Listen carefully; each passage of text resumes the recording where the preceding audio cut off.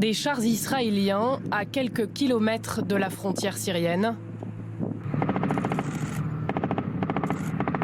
L'État hébreu déploie ses hommes sur le plateau du Golan. Mardi à l'aube, l'aviation israélienne a mené une dizaine d'attaques en Syrie jusqu'aux portes de Damas. Nous avons puni ceux qui ont lancé des roquettes sur notre territoire. Nous avons attaqué de nombreux sites militaires iraniens en Syrie. Oui, j'ai bien dit des sites iraniens. Nous ne tolérons aucune agression contre Israël. Nous attaquerons avec force quiconque s'en prendra à Israël. Depuis 10 jours, l'armée israélienne multiplie les attaques, y compris contre les Palestiniens.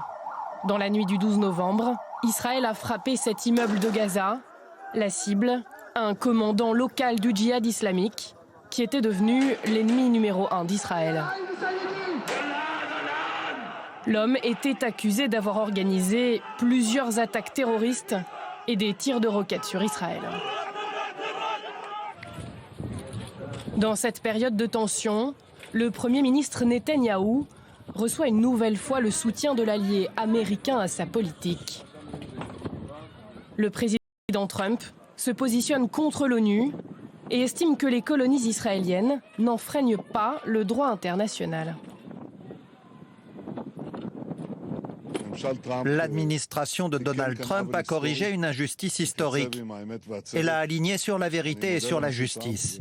Je remercie le président Trump et le secrétaire d'État Pompeo.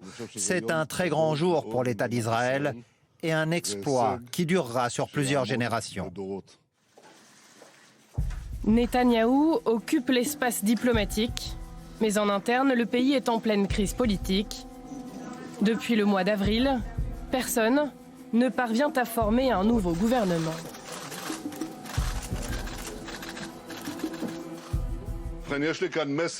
J'ai un message pour nos ennemis, tous nos ennemis, à Téhéran, à Damas, à Beyrouth et à Gaza.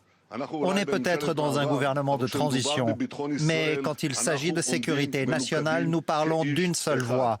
Ne vous méprenez pas et ne nous testez pas.